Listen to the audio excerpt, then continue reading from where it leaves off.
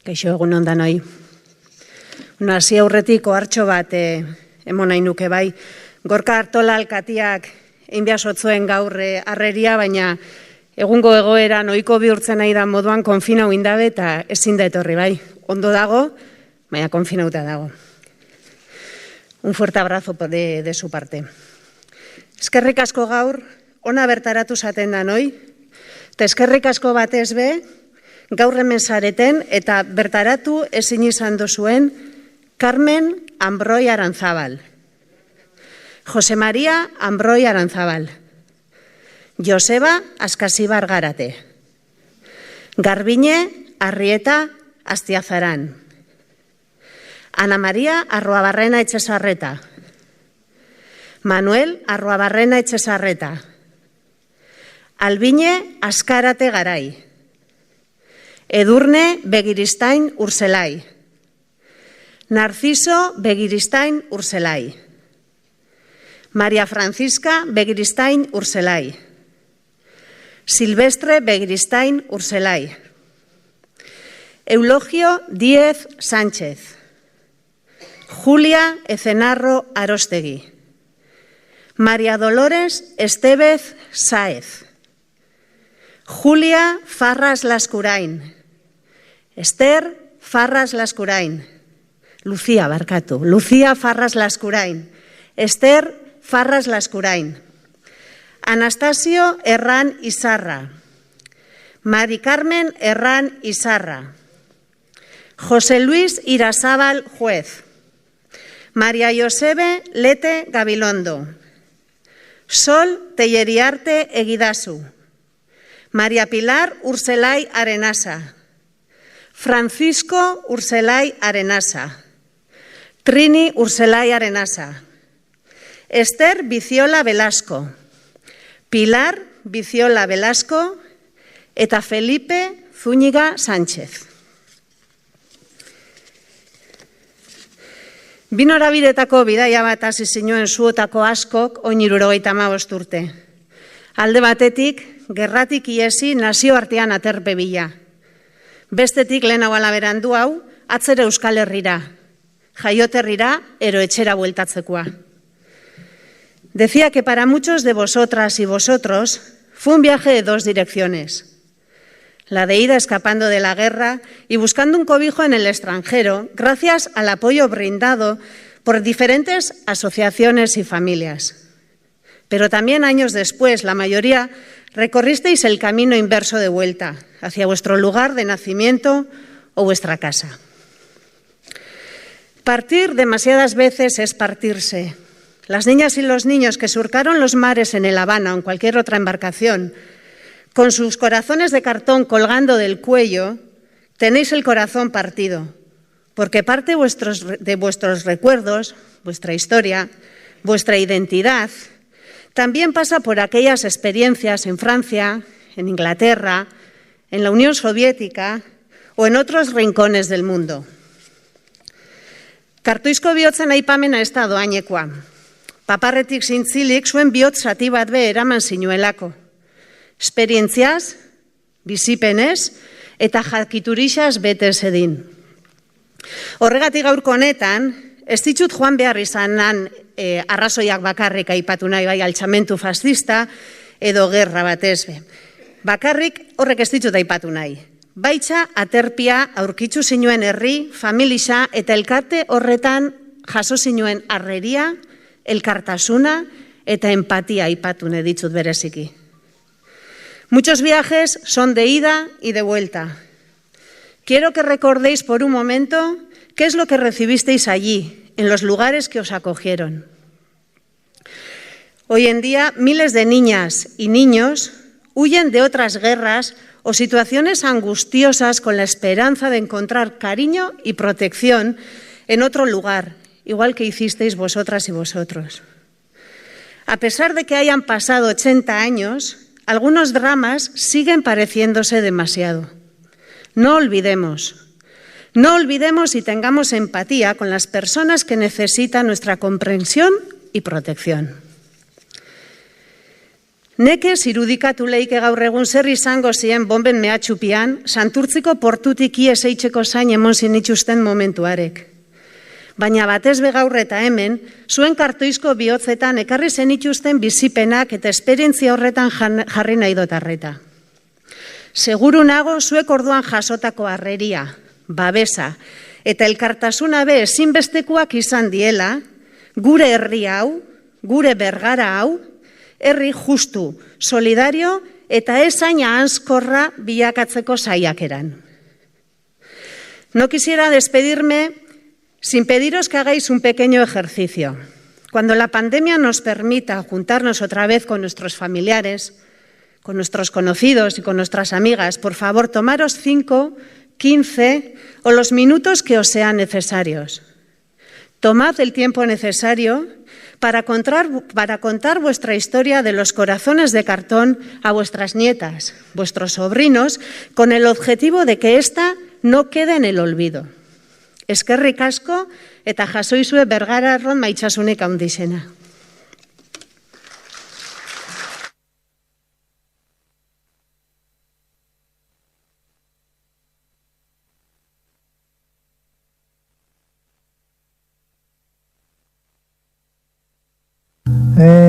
Ongi zen, Branes. Aitza frentien zabilen, da bat afabilixea danak, nire arrebak eta tiak eta horrek, Frantzien hemendik, Bilbotik Castrora. Castrotik Santanderrera, da Santanderretik Frantziara. Sale no sé, por correo, como sería, ellos leyeron. Viene mi madre y me dice, os vamos a mandar a Rusia.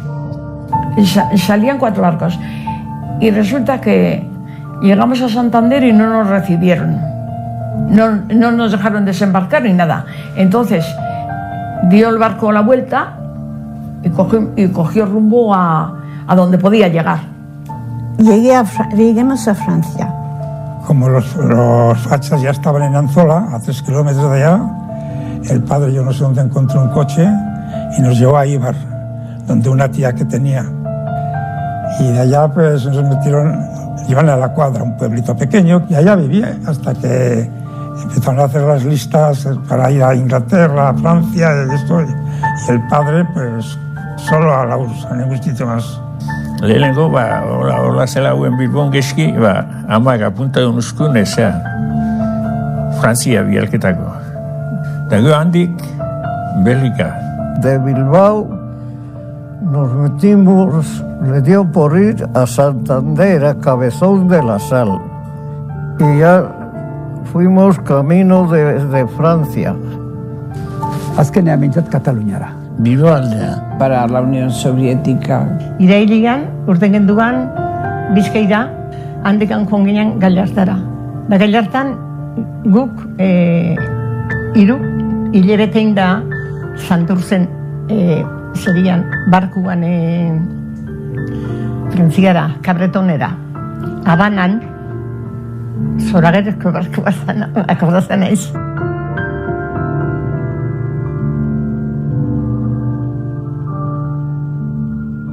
Gerra urretikan, errez bizi ginala, osea, tranquil, osea, esan lagunekin ibili, eskolara joan, eta ez dakit bizi kompletamente kalekua de gainera, osea, kalian bildu, oso nazai bizi ginala, akordatzen aiz. Zametik janka inge benian, Bilboa, haitxa eta Bilboa Frantzian, eta han zela baik, bizi lurrian, lota, hola goten ginen, kajorrezen naiz. Bombardioan atxintxika, trenen tunelea, baten ginen. Nitsi ginen, zan, eguk noben, 6 bat urte altuena baldin manokuen. Eta nahia eskuetan, eguten noen. No quedaba más remedio. O sea, la situación como estaba de la otra parte, no la nuestra republicana, sino había que tomar una solución. Y es cuando nos apuntan para ir a Rusia. Y yo voy a Rusia. Barkua, gerrako barkua mainan, zelako barkua. Bueno, ikuste, neolako ikustutik, ikusi, geixo. estaba el barco Habana, además lo encontramos un poquito inclinado porque la marea estaba baja, es un transatlántico, era de los más grandes que había en España. Y de allá pues salimos por la mañanita, cuando ya levantó la marea salimos. Amak besuetan nekoan ni, eta neskatiletxua onduan Josefita, eta emute askotan, barkoan eguenari emute askotan, se resbaló la criatura eta fanzan uretara. La criatura zuzinan, ez? Bai. Eta han soldauak eta eusela itxuria, eta sartu zela segiran uretan, eta momentuan ya etaran nostala. Y de allá pues salimos, escoltados por dos cruceros ingleses, y sí voló un avión. Bueno, los chavales todos a saludar al avión, y resulta que era facha. Y más adelante estaba el Cervera. Pero el Cervera, cuando vio a los ingleses también, pues se marchó. Con nosotros montaron más que a Rusia iríamos unos 1.500 y unos 2.000 se quedaron por Francia. Y luego ya marchamos hacia Cataluña y así, pero la guerra como iba por norte, ¿sabes? La guerra iba por norte, nosotros coincidimos en el camino con un ejército español y nos recogieron allí por la noche. La madre durmió con Adela y Luis, y yo dormí con un soldado que me abrazaba. Al día siguiente, mi madre lo que quería era seguir andando por la vereda. Y salimos, y nosotros no queríamos ir porque hacía un frío, pero mi madre se quería ya seguir andando. Y no sé si habíamos andado 1 kilómetro o 2 que bombardearon allí, donde habíamos estado durmiendo. Belgikan joan ginean eta ulan leku handi baten, ez dakitxe ze leku izango ulan zertuta, maizetan, maizakipenitza eta bankuak rozilak, eta han jarritxagun ginean danok, ume guztiak, eta gero jentia, belgak, joan zianean, ikustikoan pilo bat, osea, eta bakoitza bera numeruakin, eta begira guri, bakoitzari zenbaki eukan. Eta akordatzen naiz, etorri zian zera, guria tarda hoi ben, bastante, etortzen ez gero, bueltaka, etorri zane eta, klaro, ni emerezisa. Eta, bueno, ni berekin, joan bian izela. Mobitzeke angel ditxu ginen, baina zera euken, ez da ipanik berak entaruko zian, ez zain modutan, bian aigen dela geixao, nik, klau, esango neban, ez dakizu, anaia ginala, ero, zer, eta orduan eben bera gestinua ikusi zanan bueltak ibilezian, eta kustinua da bintzat, ingeben 3 leku baten egoteko. Nikoela nigeban. Al día siguiente montamos en un barco que era de carga y nos metieron en las bodegas. En las bodegas estaba lleno de colchones para dormir, cada uno que tenía la suyo, claro. Y claro, era porque teníamos que pasar por Alemania y no querían de que los alemanes supieran de que iban niños. Pasamos por Alemania, tuvimos un temporal horrible, todos los niños llorando, mareados. Bueno, fue aquello 10 o 12 días que tardamos. Y cuando ya íbamos a entrar en Crostán, la fortaleza rusa de Marina, allá toda la flota estaba formada, los marinos todos en cubierta, los barcos grandes que llevan sus bandas de música tocando, todos los banderines pues levantados, como si fuera un barco de héroes. Y decíamos, ¿y sabía lo que llevan? Llegamos a Leningrado y allá, bueno, aquello fue una cosa que nadie se olvida de ese día.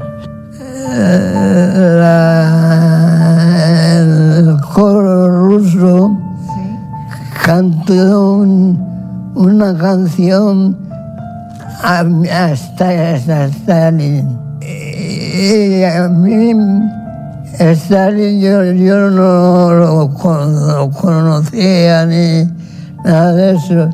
Y creía que decían Euskadi. Muchachas jóvenes que habían sido de 18, 19, 20 años de Bilbao, acabaron en nuestro barco, muchas. Y se quedaron a vivir allá mismo en Gersón y eran nuestras educadoras. Y ellos tenían más educación y además algunas tenían posibilidades de dinero en la casa. Y estudiaban y tocaban piano y etcétera, etcétera, pero eran nuestras, republicanas, y nos hablaban bien. O sea que no nos enmudecieron la mente a los niños y así crecimos. Y luego en la Unión Soviética, pues todo lo que veías lo analizabas ya como persona mayor y todo positivo. Estudiamos, hicimos carreras universitarias, trabajamos de esas carreras universitarias durante la guerra, trabajábamos, cobrábamos, vivíamos independientes, venían los bombardeos alemanes, corríamos a los refugios, pero corríamos, ya habíamos aprendido durante la guerra de Bilbao. Por lo tanto, no tuvimos que nadie enseñarnos eso.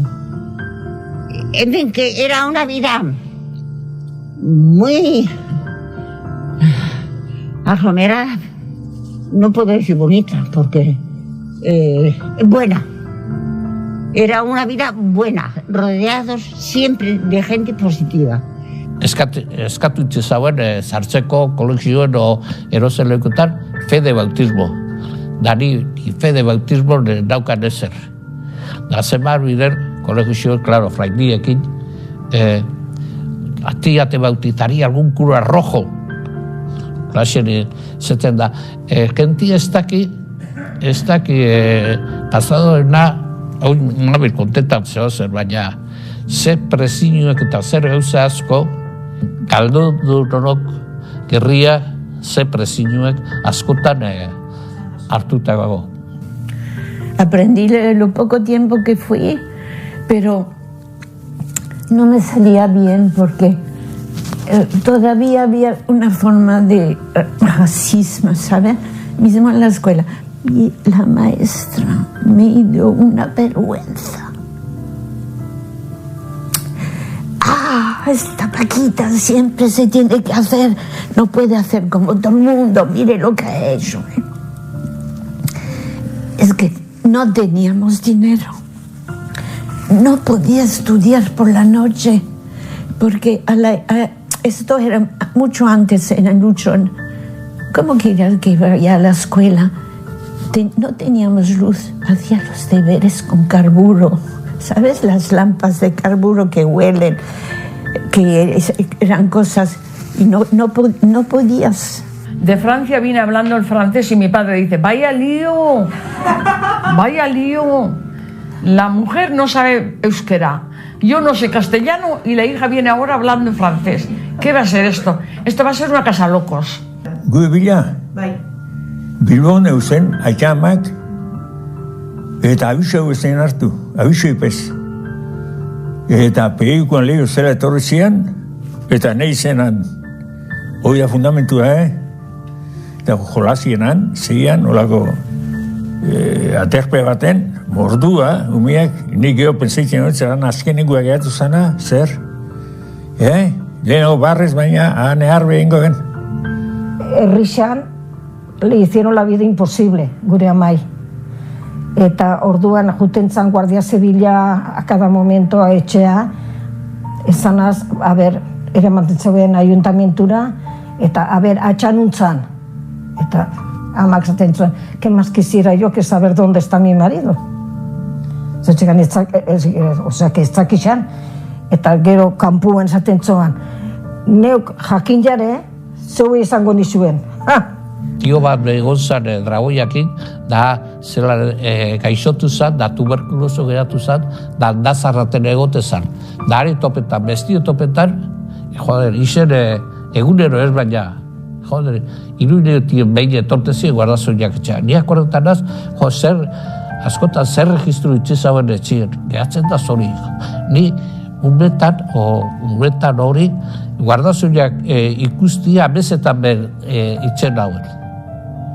Amezetan itxen hauen zaitzik. Hori gogorra dauko ezati, baina olezen ezaten izen zara. Ni maina, ne harrine benona etorritxa, Claro, es que guetako ama zan, baina ama etzan. Ja, sentidu itxenen, eta gero hamen gozia kristona, neku ezin emun janik, eta han berriz neku janda, eta entzun inbiar, ama egoi, hoi betrizia, Ez garen bizumo gona euki, lehenko urtietan, oso txarra. Beak gure izan zen, aurreko noraikia, ez zintanik ikuten, iupe.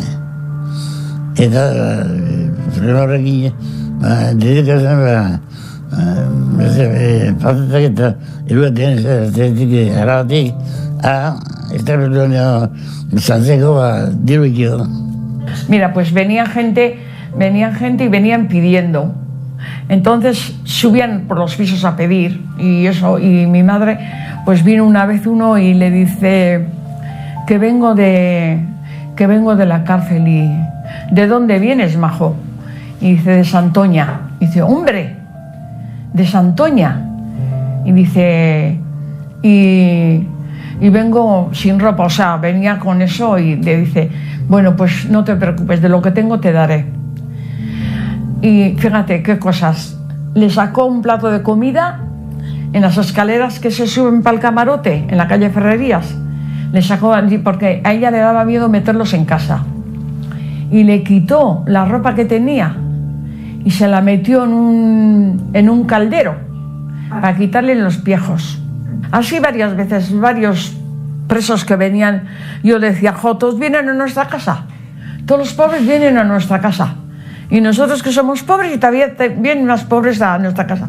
Y pues eso era, la vida de mi madre fue hacer bien lo que podía.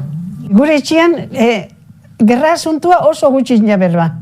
Oso gutxi zatenik, ja, 18 infan izan txokolates Loyolara, eta han esan ostan enkargadiak, zeo zer nengoen esaten, tú cállate que eres roja.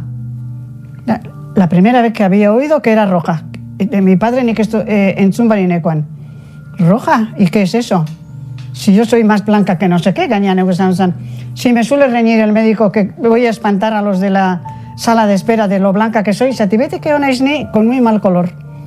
Eta, pues si me suele reñir el médico, no te hagas la tonta. Roja ya sabes tú lo que quiere decir. Eta, gero, esan ostan hango emakume batek, maitxuk esan ostan, ezin kasurik hori da una amargada. Eta okurruxako hori esaten. Tú cuando vas a tu casa, pregúntale a tu padre. Fanitzanien etxera aitari izan otzan. Aitea que hoy Malencho me ha dicho a mí esto. Esa Malencho mejor estaría callada. ¿Te ha dicho eso? Y sí. Además que me he quedado yo roja pensando que era por mi cara o por lo que sea. ¿Y tú no sabes que nos han dicho los rojos? Como no has dicho nunca nada. Arriba, varias de la tierra, empieza América Legión a truenar la razón en marcha.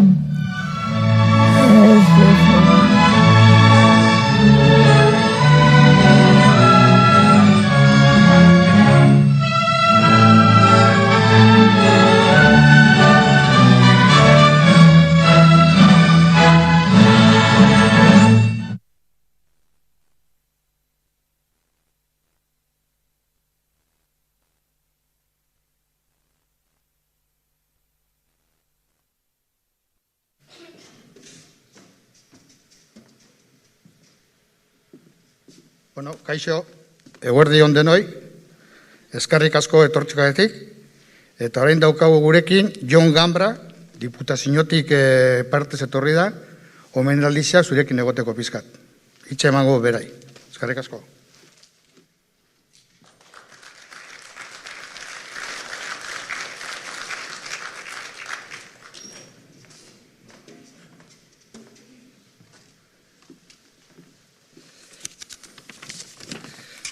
Egun guztioi, eta eskerrik asko hitz labur hauek egiteko aukera emateagatik. Gaur gu ez gera protagonista, baina aukera eman digute zuei ere hitz pare bat esateko, eta aukera hau aprobetxatuko dut. Lehenik eta behin eskerrak eman nahi dizkiet, bai Debagoienako udal guztiei, eta baita Intxorta Kultura Elkarteari ere, horrelako omenaldi bat antolatziarren, ketaldi uste dut beharrezkoa eta politxa, naiz eta seguruenik nahi baino beranduago datorren. Eta bestetik, gaur hemen omenduak izaten ari zaten guztioik, zorionak eta diputazioaren izenian ere, gure errekonozimendua zueien trajektoriei da zuen bizitzei, sufritu izan dezuen guztiaren gatikan. Esaten duen bezala, ondo merezitako omenaldia da hau, berandu datorrena seguruenikan, hau orain dela urte batzuk atzerago lehenago egin izan bazan, segurazko gaur hemen, pandemiatik egon espazan behintzat, jende gehiago elkartuko ginen, gerrako ume gehiago egongo zian, eta beraien testigantzak ere entzun izango genitxun, baina gure herri honetan urte luzez, gai honen inguruan egon da isiltasuna, beldurra egon da, eta etxeetan ere, gure familietan ere, transmisiorik ere ez da egon askotan, ez? Eta orduan hor, historia asko, bizipen asko edo, bidean galdu dira. Nik puntu honetan, pixkat, aipatu nahiko nuke, edo azpimarratu nahiko nuke, Intxorta Kultura Elkartea moduko elkarte memorialistak egiten duten lana. Beraiek, urte asko daramatzate, bolondrez moduan, beraien denbora libretan, memoriako kontuak eta lantzen, elkarrezketak eta grabatzen, informazioa bilatzen. Orain dela urte desente, beraiek lan honetan hasi ez balira, gaur egunera arte, informazio asko, historia asko eta datu asko ezian jasoko, transmisio hori galdu ingo zan, eta gaur egunera arte ezian iritsiko gauza asko. Egia da, beraiek izan dira bide hori iriki dutenak, eta atzetikan, askotan, ni bezala, aldundio bezala, udaletxek bezala, erakunde publikoak eta askotan berein atzetikan ibil izan gera. Beraiek ibil izan dira, aurretikan beti ere bidea irikitzen, eta gai hauek agenda publikoan eta politika publikoetan eta pixkat akuilu lana egiten, ez? Orduan, beraiei, errekonozimendu hori eta eskertza hori urte luzetan egiten ari dian lan horregatikan. Beti izaten dugu, frankismoko biktima guztiek dezuela egia, justizia eta erreparaziorako eskubidea. Eta gaur hemen egiten ari geren ekitaldi xume hau, nik uste dut bide horretan pausu txiki bat gehiago dela. Gerrako umeak ere frankismoaren biktima izan zinetelako. Sarritan gerra zibila eta memoria historikoari inguruan jarduten degunean, eta lanketak eta omenaldiak eta ikerketak eta erakusketak egiten ditugunean, askotan gerran zentratzen gara, frentean, gudarizetan, armetan, estrategiatan, horrelako kontuetan, eta urte luzez, alde batera dautzita izan ditugu, bestelako gerra sufritzu duten bestelako pertsonek, ez? Emakumeak adibidez, torein dela urte batzuk Intxortak berak ere egin zuen emaak emana beste lanketa interesgarri bat, eta erakusketa bat, eta lan asko egin dute horien inguruan, eta orain, txanda iritsi zaizue, gerrako umei, ez? Askotan astuak izan zeatenak, eta zuek ere berdin, zuen gurasoak bezala isen ere, gerra bizi eta sufritu izan dezuenak. Herri bezala, benetako kultura demokratikoan sakondu nahi baldin badegu, beharrezkoa dugu, atzera begiratu eta gure iraganetik ikastea. Berriz ere, etorkizunean, akatz berdinetan ez erortzeko. Garai hartan gertatutakoa ezagutu eta belaunaldi berriei irakatsi beharra daukagu. Eta horretarako, zuen testigantzak oso garrantzitsuak dira. Zuek zerate gaur egun, garai hartan lehengo pertsonan bizitako kontuak kontatzeko aukera daukazuen bakarrak. Gainontzeko guztiak bidean galdu dira. Ez daukagu historia horrek errekuperatzeko modurikan. Baina zuek, badaukazue oraindikan kontatzeko aukera hori, ez? Orain ikusi dugun bideo hori, esan behar dugu, Debagoienan Intxortak hazidoan bide hau, oso interesgarri iruditu zaigula, eta 2 urteko hitzarmen bat sinatuko degula Laster Intxortarekin, lan hau Gipuzkoa guztira zabaltzeko. Gipuzkoa guztiko gerrako umeak identifikatu nahi ditugu, hortan ari dira, artxibotan lan asko eginez, Juan Ramon, Julia eta Bergarako lagunak eta lan mordo bat egiten ari dira, eta haiek ere testigantza jaso, proiektu horren barruan grabatutako testigantza dira hauei, zuei egindakoak, eta Gipuzkoa guztiko gerrako umei egin nahi zaie, eta ondoren, datorren urtean, Gipuzkoa mailan ere egin nahi da, gainontzekoei, oraindik omenaldiri jaso ez dutenei ere, antzeko omenaldi bat, edo rekonozimendu bat egin nahi diegu. Eta, bueno, eta ja bukatuko dut, berrez ere eskerrak emanez, eta, bueno, pixkat zuei gaur omenduak edo izaten ari izaten nahi, zorionak eta, espero degula, oraindik ere gara izegotia, zuen testigantza jaso, eta hurrengo belaunaldiei edo, zuen legatu hori edo usteko moduan. Eskerrik asko.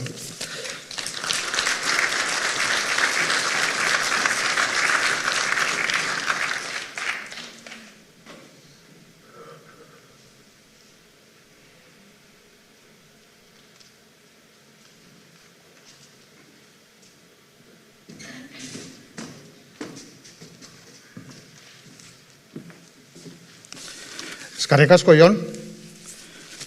Bueno, berrido, eguerdion, eta ongi etorri denok. Ni intxortaren 1997 kultura elkartearen izenean hitz batzuk, oso motza, eta ez naiz bozamaile bat egoteko jentiak nuturian, baina, Bergarako gerrako aurrei, zuei, omenaldi zunbe bat, baina bihotzez egiteko gaude hemen. Debagoieneko, gaur egun, bizide zaudeten gerrako ume guztiekin batera egitean izan zen gure desioa. Baina denok, ezagutzen ditugun, arrazoiengatik ezinezkoa izan da, eta gehiago ez atzeratzea erabaki dugu. Debagoieneko milaka ume, 0 eta 16 urte bitartekoak. Behartuta egon zineten etxea eta herriak ustera, eta gerran, zuzenean parte hartu gabe, gerraren ondorioa latzak bizitzera. Helmuga desberdina izan arren, Frantzia, Katalunia, Belgika, Errusia, Ingalaterra, Mexiko, Argentina eta abar. Guztioi arrazoi berak batzen zaituzte, bombardaketa fasistatik ihes egitea. Eta hau dana gutxi baliz, gerra batetik iesean beste baten erdian sartu zineten asko. Bigarren mundoko gerraz ari gara. Duela urte eta erdi, zuen historiak ezagutzen lazi ginenetik. Ezusteko ugari izan ditugu. Lehena, gure bailaran, 80 persona biziri zaudetela jakin da izan dugu. Horien artean zue guztiok. Bigarren abestean zenbait jaio ziren, hemen adibide batzu badaktigu. Eta hirugarrena zenbat ume hil ziren izaldian.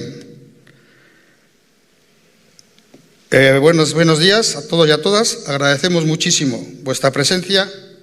Sabéis que el motivo de este pequeño, pero emotivo acto es el de rendir homenaje a todas aquellas personas que fuisteis niños y niñas de la guerra.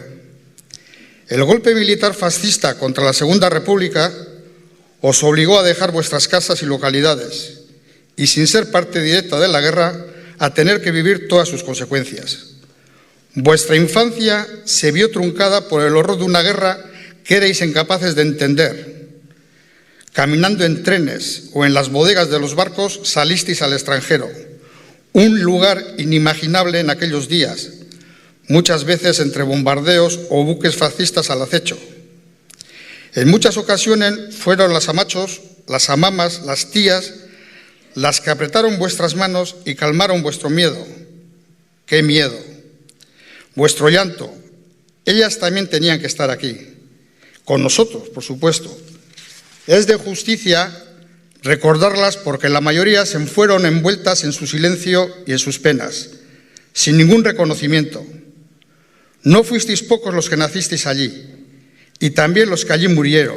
Y a la vuelta, cuánta represión y miseria, cuántas penas, padres y madres fallecidas en la cárcel o en campos de trabajo, las casas desvalijadas, las burlas de los vencedores, fascistas por supuesto, pero ante tanta adversidad, continuasteis de pie, resistiendo y dando cara a la vida.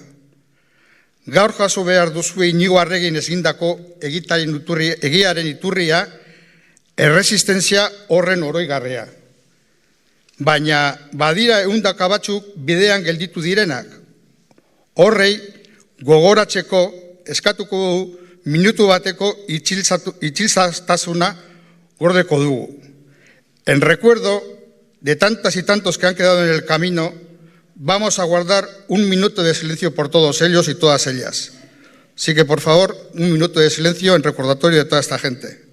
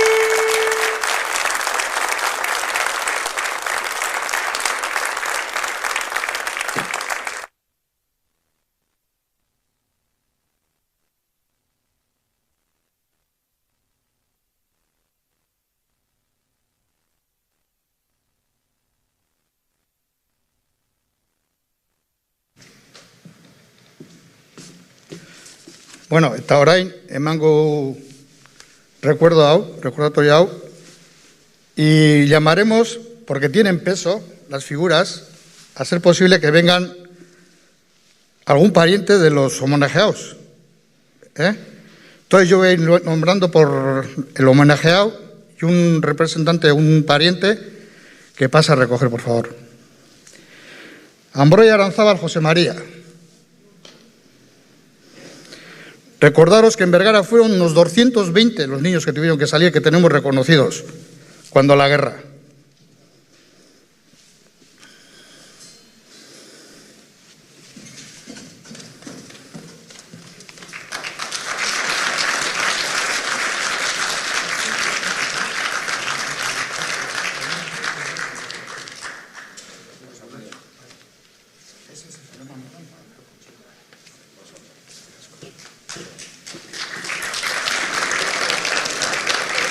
Ambroy Aranzábal Mari Carmen.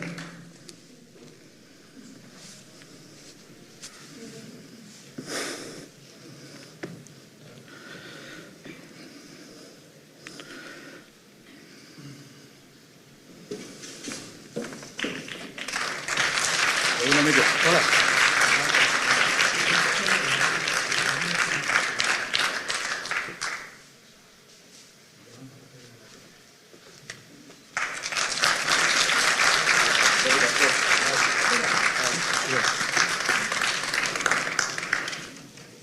Garbiñe Arrieta Astiazarán.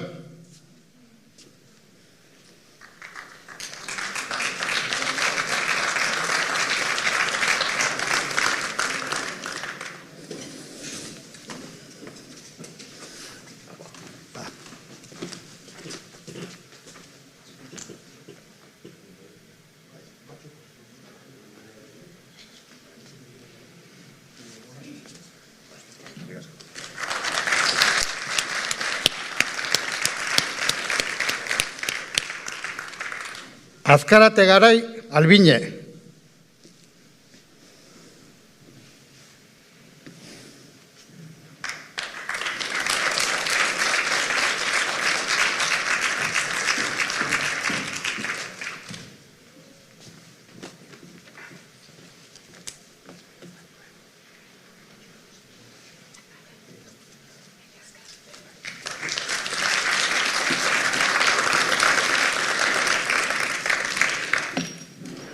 Edurne Begiristain Urzelai.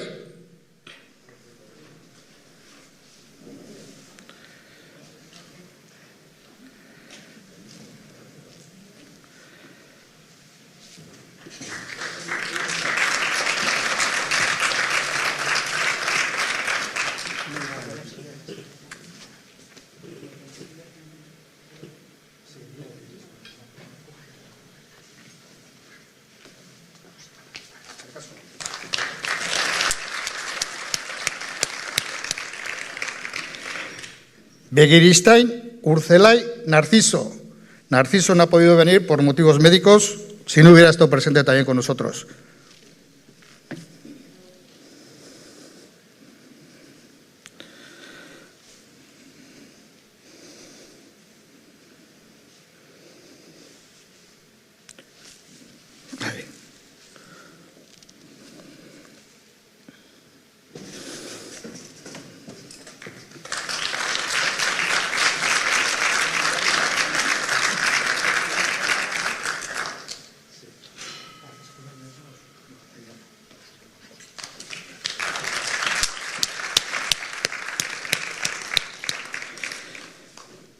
Begiristain Urzelai Paquita.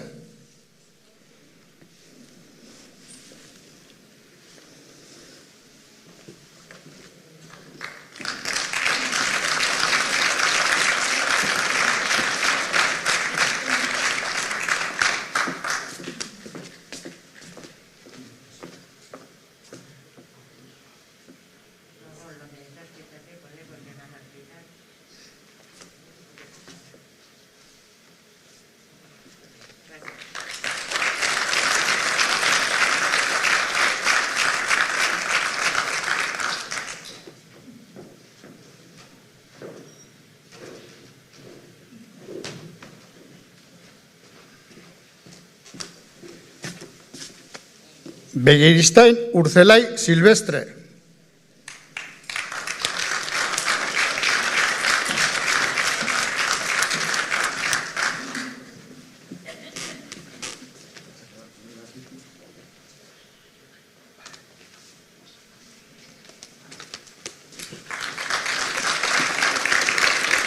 Eulogio Díez Sánchez.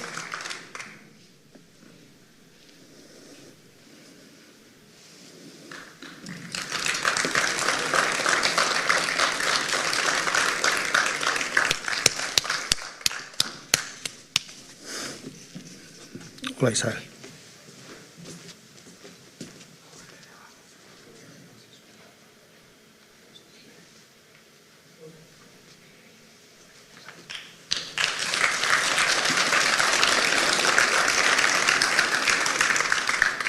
Julia Cenarro Arostegui vive en Donosti, no ha podido venir, hubiera venido gustosamente, también por motivos médicos, tenía alguna consulta, entonces ya lo ha sentido, pero no ha podido acudir. Se le hará entrega personalmente. Dolores Estevez Sáez.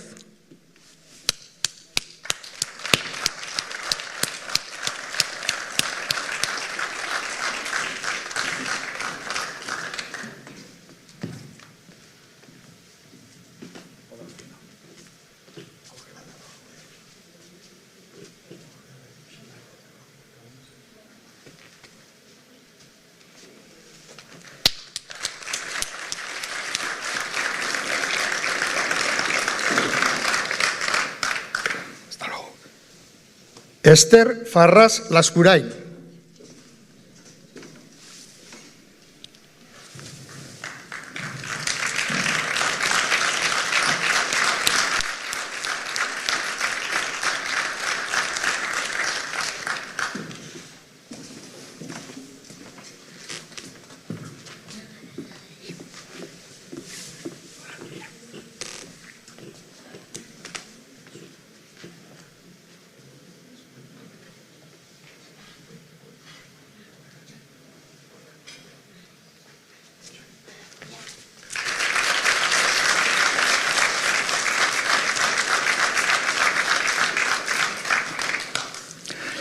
Lucía Farras Lascurain.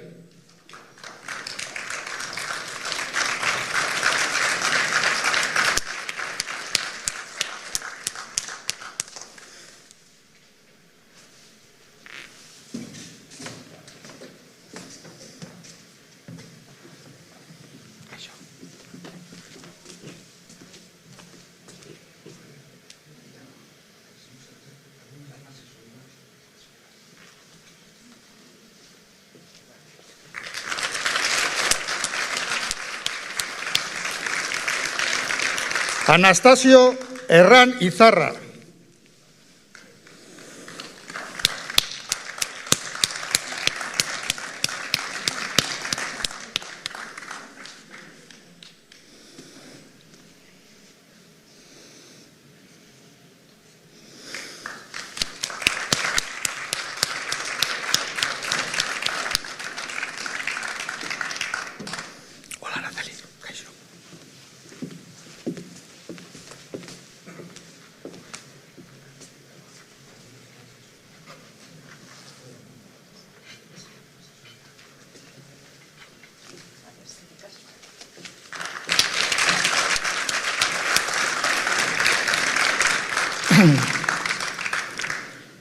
Mari Carmen Herrán Izarra.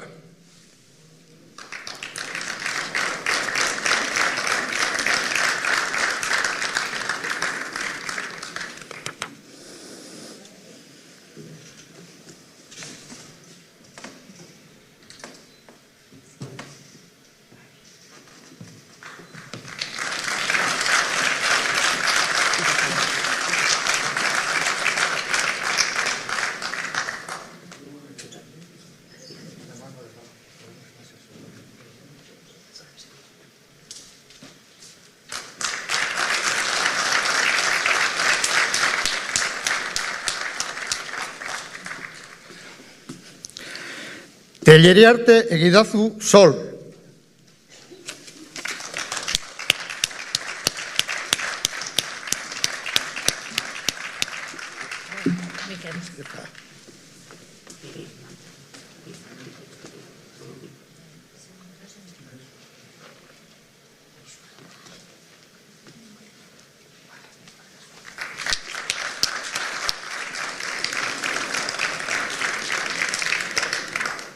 María Pilar Urcelay Arenaza.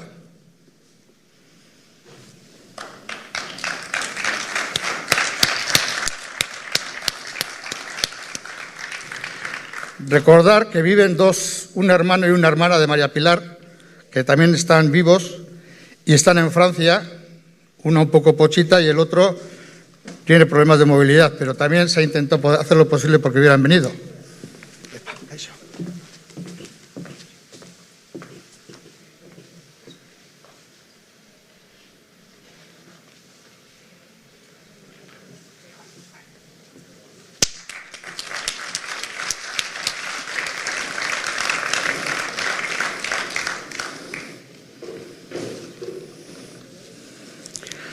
Arrobarena Echezarreta Ana María.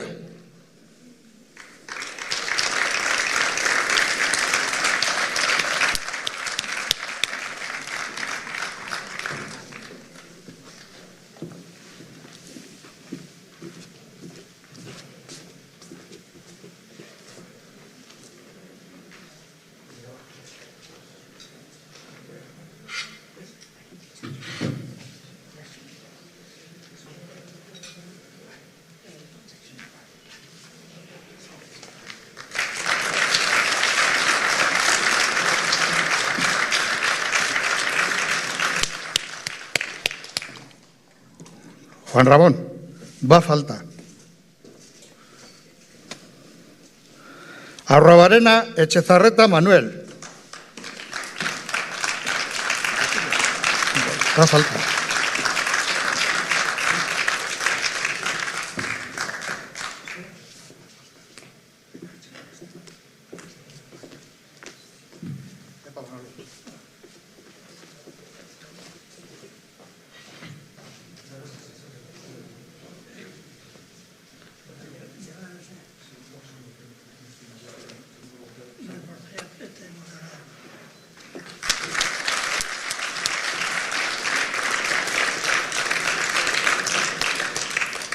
Biziola Velasco Ester.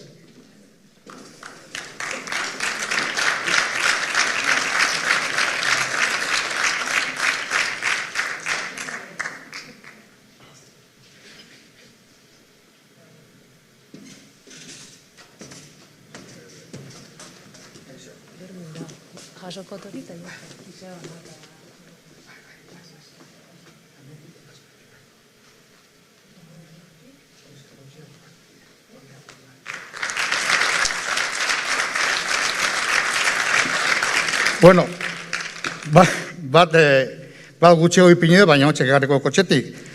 Para Biziola Velasco Pilar.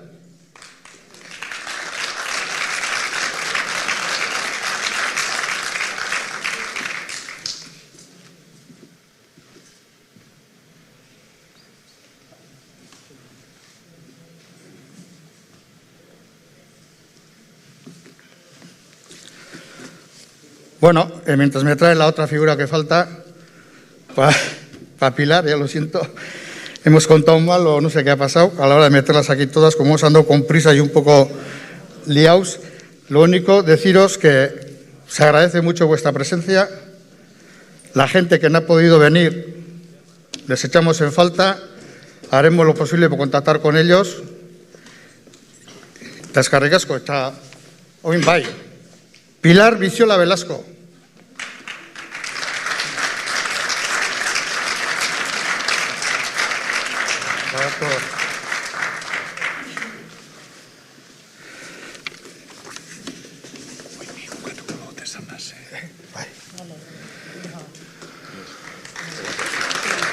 Bueno, eta orain, bukatzeko, gero kanpuan, argazki bat etako denoi, grupo osoak, aulkiak ipinita daukagu, udaletxean partez ipinita plazan aulki batzuk, eta argazki bat etako, eta por circunstancia de la dichosa COVID, si no hubiéramos hecho un pequeño paripeo o algo allá afuera en los aterpes, pero las normas son las normas y tenemos que cumplir entre todos. Hemen Juan Ramon, intxortaren karten gure partez, bai, esateko eskerrik asko denorik, eta animo, osasuna eta aurrera.